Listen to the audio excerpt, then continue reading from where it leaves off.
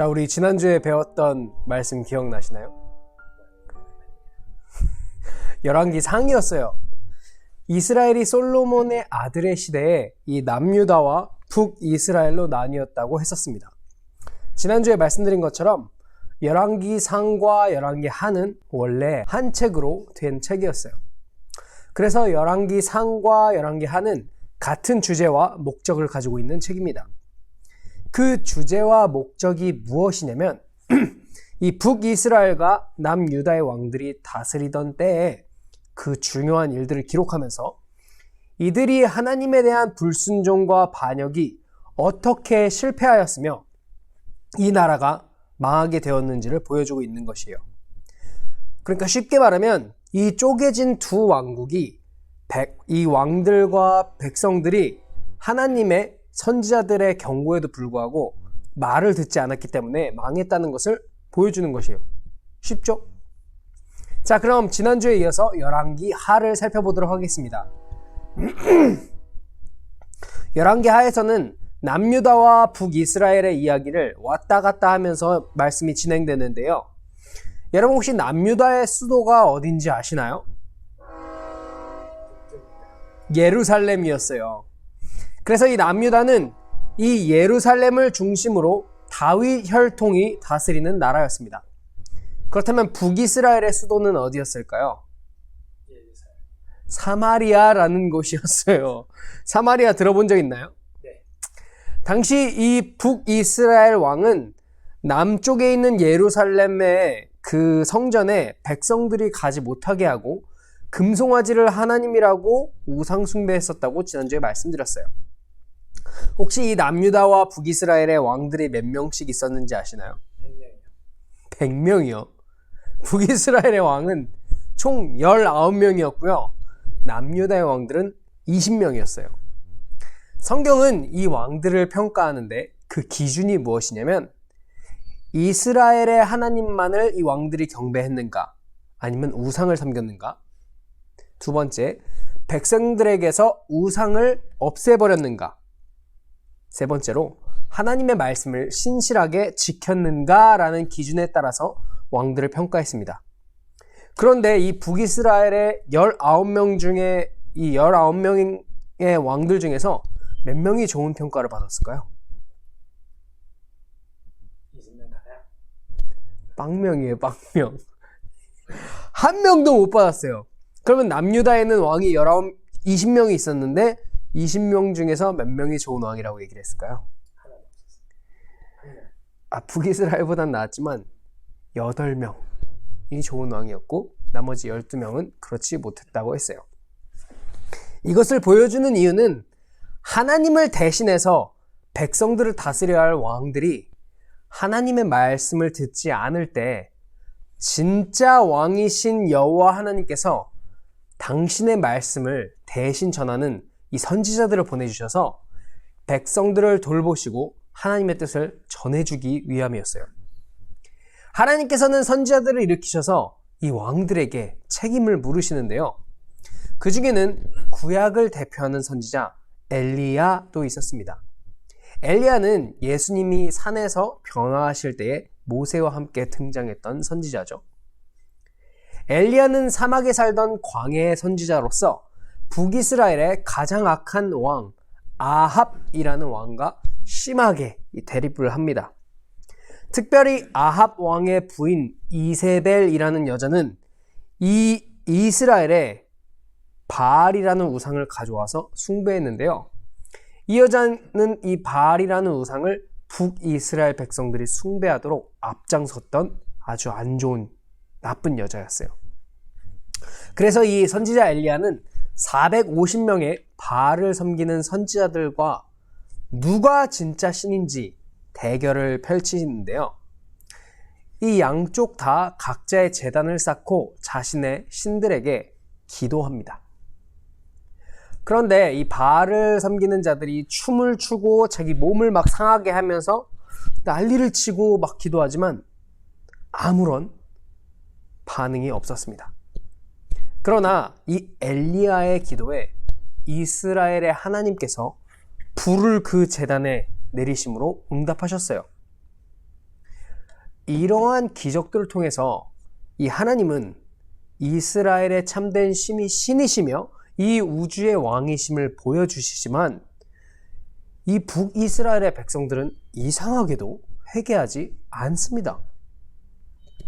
이 일을 있은 후에 엘리야는 이제 선지자로서 자신의 리더십을 자신의 제자였던 엘리사에게 물려주는데요.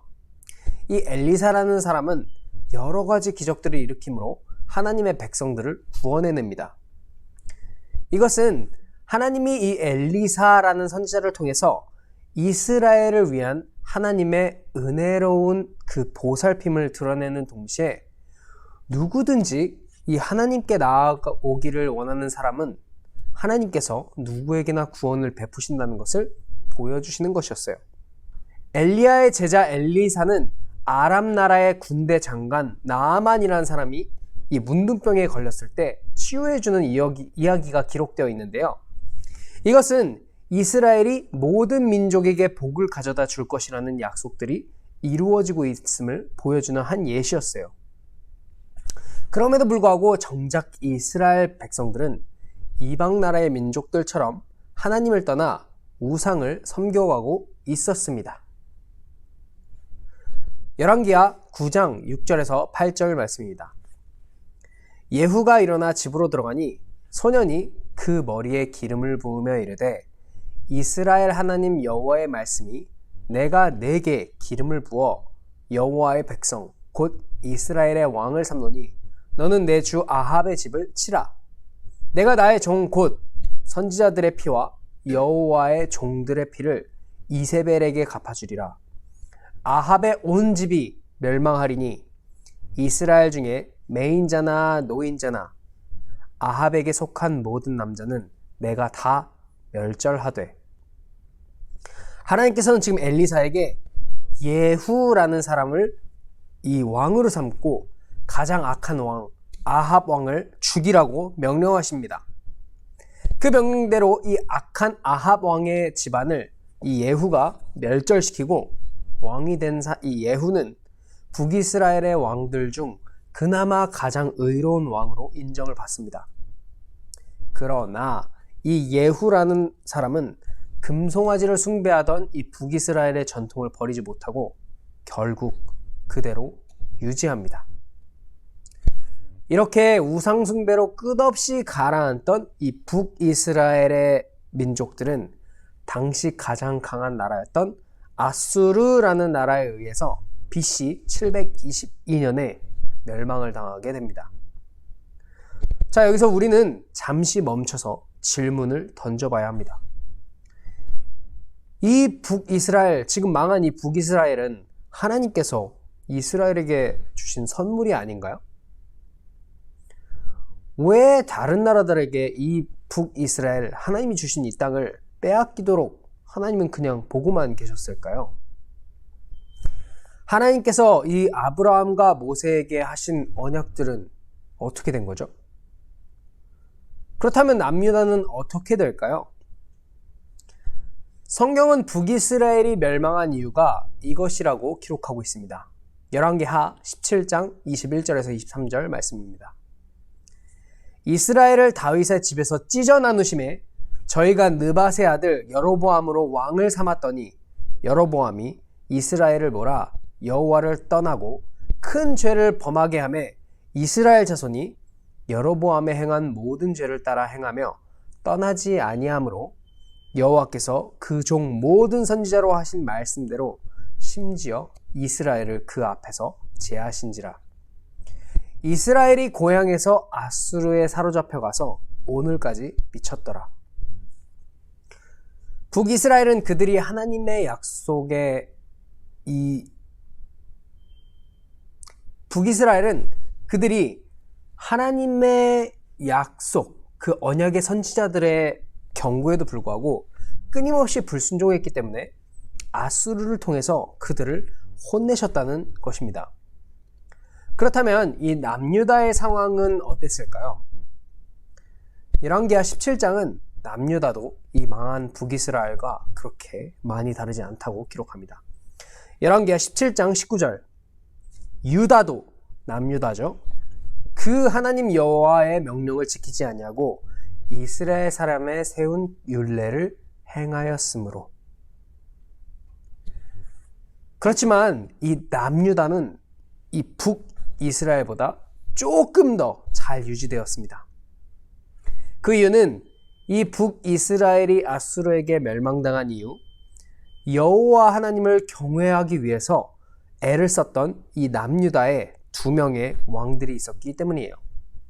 그 왕들은 바로 히스기야와 요시야 왕이었습니다. 이 히스기야 그리고 요시야 왕이 특별한 이유는 그들이 이 남유다 전역에 있었던 산당, 그러니까 개인적으로 제사를 드리던 곳을 제거했기 때문이에요. 이 예루살렘에 솔로몬이 지은 아름다운 성전이 있었음에도 불구하고 사람들이 이 산당에서 우상들에게 제사를 지냈었습니다. 그래서 히스기야와 요시야는 바알을 섬겨왔던 이 유다의 종교개혁을 산당을 없애버림으로 주도했던 것입니다. 또한 이 히스기야 왕은 북이스라엘을 멸망시켰던 아수르의 위협에 여호와 하나님을 붙들고 의지함으로 구원과 회복을 얻도록 합니다. 이 사건을 통해서 남유다는 이 아수르에 의해서 남유다도 멸망당할 뻔한 그 위협에서 구원을 받게 되죠. 또 다른 선한 왕이었던 이 요시야 왕은 겨우 8살의 왕이 되지만 하나님의 율법을 통해서 백성들을 개혁하고 예배를 개혁했으며 하나님과의 약속을 붙들었던 사람입니다. 그러나 이런 히스기야나 요시야 왕의 노력에도 불구하고 이들은 죄악에 휘말려버린 남유다를 하나님께 완전히 돌이키지는 못했습니다. 결국 바벨론이라는 나라가 이 BC 586년에 남유다를 정복하게 되고 예루살렘의 성전과 왕궁을 불태워버립니다. 예루살렘은 결국 폐허가 돼버리고 남유다의 대부분의 백성들은 이 남유다를 멸망시킨 바벨론이라는 나라에 포로로 끌려가게 됩니다. 자, 지금 이 시점에서 북이스라엘과 남유다 2 나라가 모두 다 멸망당한 거예요. 북쪽은 아수르라는 나라에게, 남쪽은 바벨론이라는 나라에게 망한 것이에요. 그러니까 지금 하나님께서 창세기 12장에서 아브라함이라는 사람을 부르셨고 그의 후손 이삭, 야곱, 요셉 그리고 그 후손들이 많아져서 이 이집트를 탈출하고 광야에서 40년을 돌았죠. 가데스 바네아의 불순종 때문에요. 그리고 겨우 이제 모세 다음의 후계자인 여호수아를 통해서 약속의 땅 가나안을 정복했는데 그 다음으로 바로 사사 시대가 왔죠. 그 후에 사무엘을 통해서 하나님께서는 이스라엘의 왕들을 세우시고 그 왕들을 통해서 하나님의 이름이 온 세상에 알려지게 하시기 위함이 그 왕들을 세운 목표였다고 말씀드렸었습니다. 그런데 지금 이 왕들과 백성들이 죄다 그리고 거의 다 우상을 숭배하다가 지금 이 하나님의 나라가 결국 멸망당했다는 것이에요. 그리고 살아남은 이스라엘 백성들은 바벨론이라는 나라에 죄다 끌려갔다는 것입니다. 뭔가 많이 잘못됐죠? 이 열왕기서는 하나님의 나라 이스라엘이 망한 이유를 정직하게 설명하고 있습니다. 이스라엘이 망한 이유는 아수르나 바벨론이 이스라엘보다 강한 나라였기 때문이 아닙니다. 이스라엘이 망한 이유는 아수르와 바벨론의 신이 이스라엘을 부르신 하나님보다 강했기 때문이 아닙니다. 이스라엘은 하나님과 맺었던 그 언약을 지키지 않았기 때문에 망했다는 것을 보여주고 있는 것이에요. 결국 이 열왕기서에서 말하고 싶은 것은 하나님의 나라 이 이스라엘이 망한 이유가 백성들을 바른 길로 인도하지 못한 이 왕들 때문이라는 것입니다. 하나님의 말씀대로 살지도 못하고 백성들을 다스리지도 못한 왕들 때문에 나라가 망한 것이에요. 자, 그러면 하나님과 약속과 하나님께서 하신 그 약속과 계획은 실패로 끝난 것인가요? 하나님은 이스라엘을 다윗에게 주신 약속들을 버려버린 것일까요? 열왕기하는 이렇게 마무리되는데요. 열왕기하 25장 27절에서 30절 말씀입니다. 유다왕 여호야긴이 사로잡혀간 지 37년 곧 바벨론 왕 에윌무로닥의 즉위한 원년 12월 27일에 유다왕 여호야긴을 옥에서 내어놓아 그 머리를 들게 하고 선임하라고 그 위를 바벨론의 저와 함께 있는 모든 왕의 위보다 높이고 그 죄수의 의복을 바꾸게 하고 그 일평생에 항상 왕의 앞에서 먹게 하였고 저했을 것은 날마다 왕에게서 받는 정수가 있어서 종신토록 끊어지지 아니하였더라. 방금 읽은 구절의 여호야긴이라는 사람은 다윗의 후손인데요. 이 사람이 예루살렘에 돌아갔다면 예루살렘의 이 남유다의 왕이 되었어야 할 사람이었습니다. 그런데 바벨론 왕은 이 여호야긴을 감옥에서 풀어주고 남은 세월 동안 왕의 식탁에서 좋은 음식을 먹도록 초대했다는 것이에요. 이것이 암시하는 것은 바벨론 포로 생활이라는 엄청난 심판 후에도 하나님께서 다윗에게 하신 약속, 즉 다윗 왕조가 영원할 것이라고 하신 약속이 이루어질 것에 대한 희망을 지금 보여주고 있는 것이에요.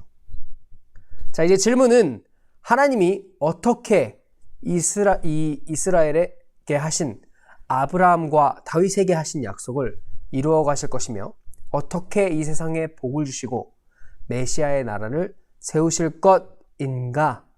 인데 아직 하나님의 백성 이스라엘에게 소망이 완전히 사라진 것은 아님을 열왕기하는 마지막에 살짝 보여주고 있는 것이에요.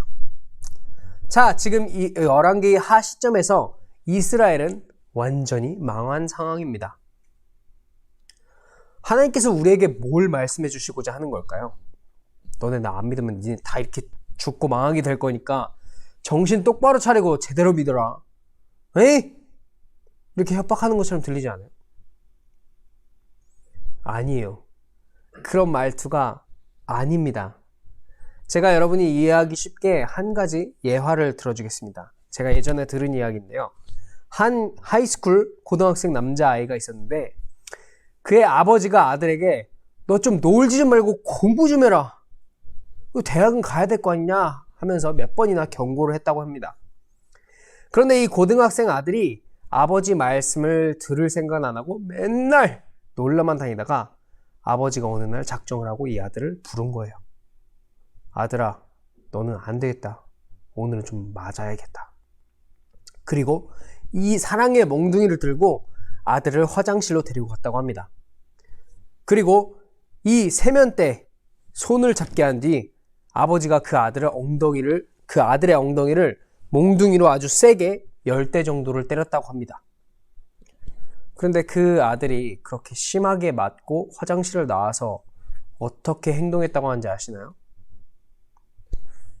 갑자기 그렇게 두드려 맞은 아들이 아버지를 갑자기 끌어안더니 막 울기 시작했다는 것이에요. 그러면서 아버지에게 아빠, 제가 잘못했습니다. 앞으로는 그러지 않고 공부 열심히 하겠습니다. 라고 하면서 막 울더라는 거예요. 사실 이 아버지도 아들이 갑자기 그렇게 우니까 왜 이러지? 이상해서 이 아들이 진정된 다음에 왜 그런 생각이 들었냐고 물어봤대요. 그랬더니 아들이 설명하기를 그의 아버지가 그 아들의 엉덩이를 때릴 때 그 세면대 위에 달린 거울로 그 아버지의 얼굴 표정을 봤다는 거예요. 아들을 사랑하기 때문에 그 아들을 때려야만 하는 그 괴롭고도 타들어가는 그 아버지의 괴로운 표정, 그 슬픈 표정을 아들이 거울을 통해서 봤다는 거죠. 자, 여러분, 하나님이 당신의 백성들에게 벌 주는 것을 좋아하시는 분이기 때문에 벌을 주시는 것이 아니라는 거예요. 너무너무나 사랑하기 때문에 이 사랑하는 당신의 자녀를 때려서라도 돌이키기 위해서 사랑하기 때문에 그렇게 하나님께서 우리를 징계하신다는 것입니다. 그러므로 그 사랑의 하나님을 오해하지 마시고 때로는 우리를 벌하시는 그 하나님의 얼굴과 마음을 여러분이 그 거울을 통해서 바라보시고 돌이키시는 여러분이 되시기를 축복합니다. 다음 주에는 역대상을 공부하도록 하겠습니다.